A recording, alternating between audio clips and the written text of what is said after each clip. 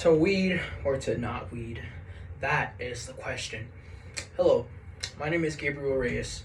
My only purpose here is from one fan to you wonderful people is to represent one of the most influential plants at least this world can have to offer. What is that, you may ask? Marijuana. Or as some people like to call it, weed. Or pot. Or in some cases, the devil's lettuce. Now, before we get started, I just have to say, I love feeling good. In fact, you guys like feeling good. You know what? Scratch that. We all love feeling good.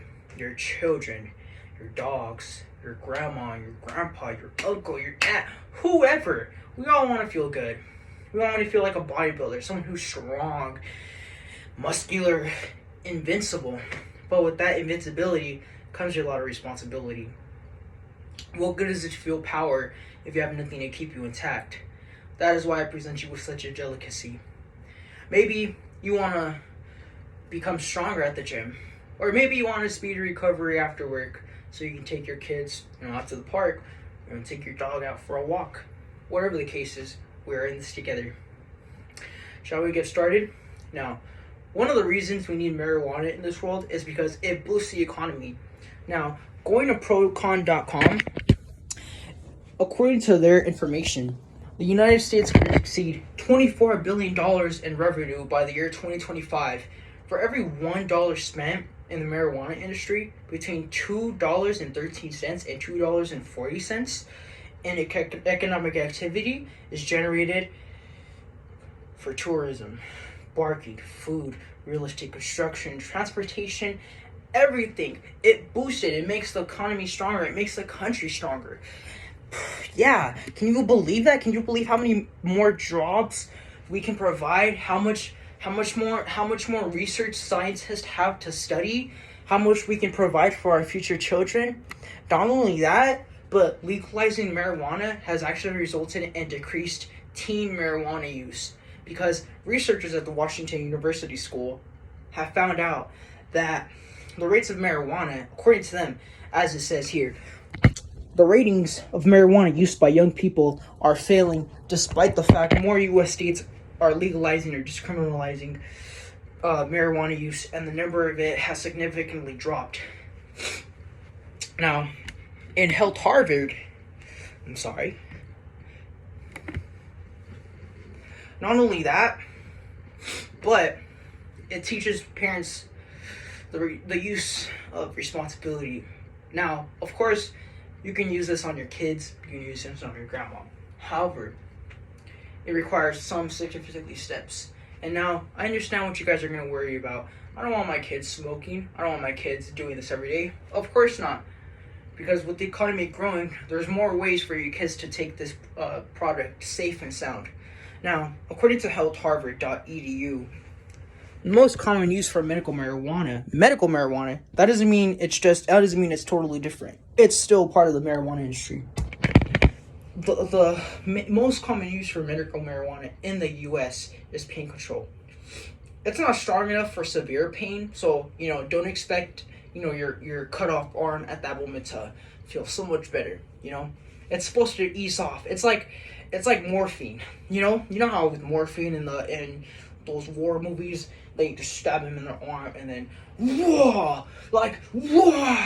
they just feel so much better. They feel like the Hulk. You feel like Captain America. You guys have seen how Captain America is, But along these lines, marijuana is said to be a fantastic muscle relaxant, and people swear by its ability to lessen tremors in Parkinson's disease, as shown in the use of medical marijuana.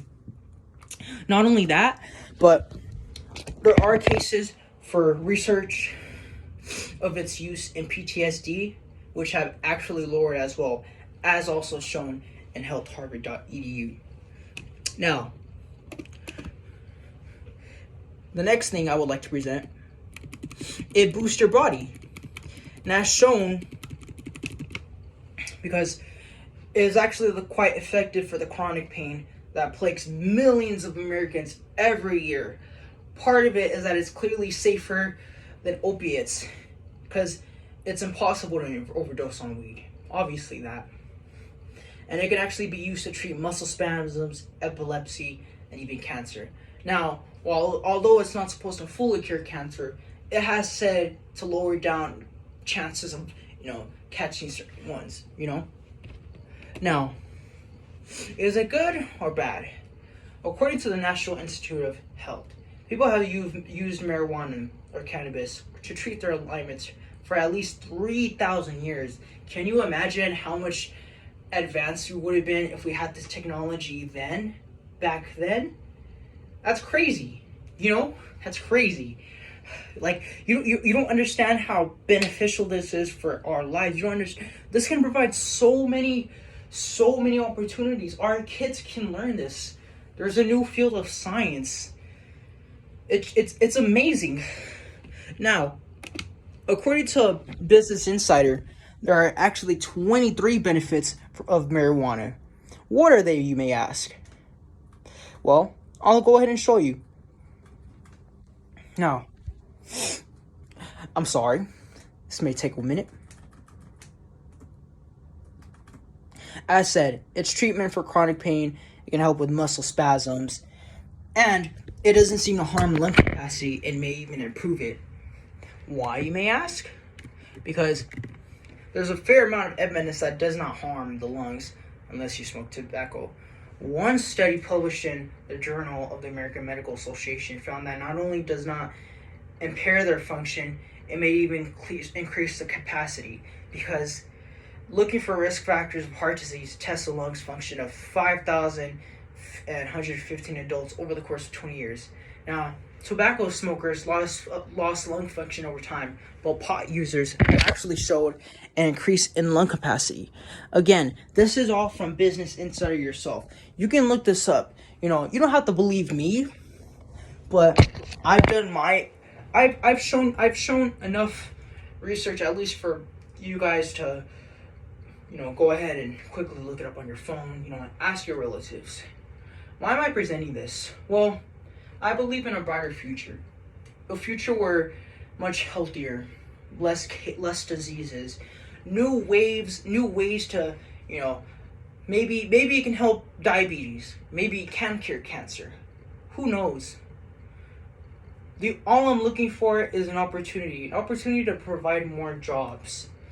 For those who are in a state where it's illegal, please join together.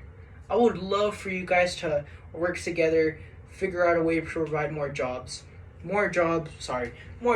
or, school, new way to study, I hope you understand.